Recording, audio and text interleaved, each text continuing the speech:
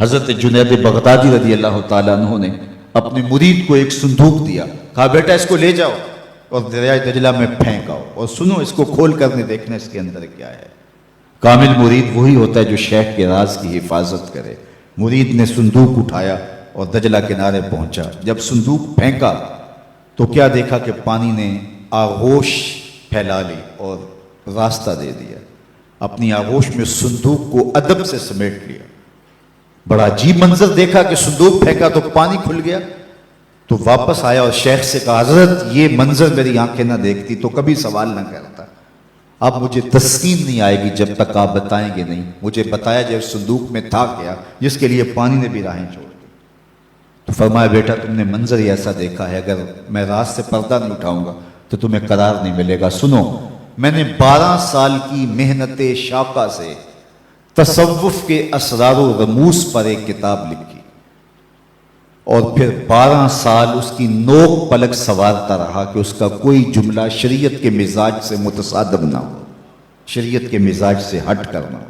12 سال کتاب لکھتا رہا، پھر 12 سال اس کتاب کو دیکھتا رہا کوئی ایک حرف بھی، ایک جملہ بھی شریعت بیضا کی مخالفت میں نہ ہو۔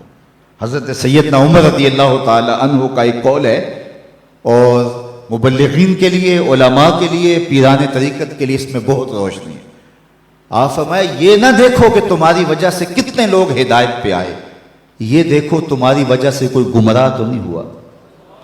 ڈاکٹر یہ نہ دیکھے کہ اتنے لوگ میرے ہاسپٹل سے شفا پا کے گئے ہیں، یہ دیکھے کہ میری غلط دعائی سے کوئی مریض مر تو نہیں گیا۔ تو کہا میں نے 12 سال محنت کی ہے کہ اس کتاب کی نوک پلک سوارتا رہا، کوئی جملہ شریعت کے مزاج سے ہٹ کرنا ہو۔ 24 سال بیت گئے، اللہ اکبر۔ پھر 12 سال سوچتا رہا اس کتاب کو لوگوں تک پہنچاؤں کہ نہ پہنچاؤں۔ 12 سال اس سوچ میں گزر گئے۔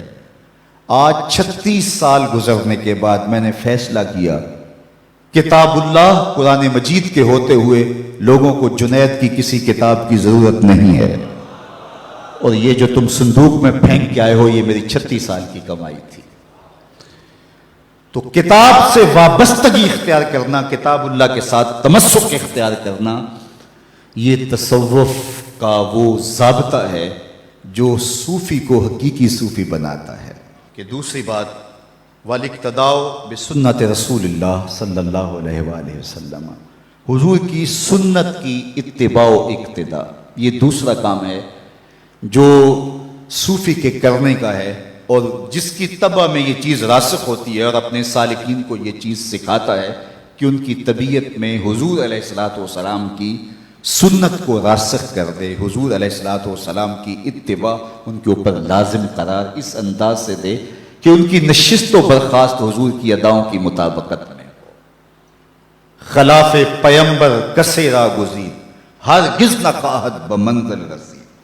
سادی بولتے ہیں کہ کبھی سوچے بھی نہ کوئی کہ حضور کے راستے سے ہٹ کے منزل نصیب ہو جائے اس کو، بلکہ آگے کہا مپندار سادی کے راہ صفا، تواں رفت جز بر پے مصطفیٰ۔ سادی سوچنا بھی نہ، کبھی گمان بھی نہ کرنا کہ حضور کے راستے سے ہٹ کر کسی راستے پہ چلے اور تجھے منزل نصیب ہو جائے۔ منزل تو رسول اللہ کے قدموں تلے۔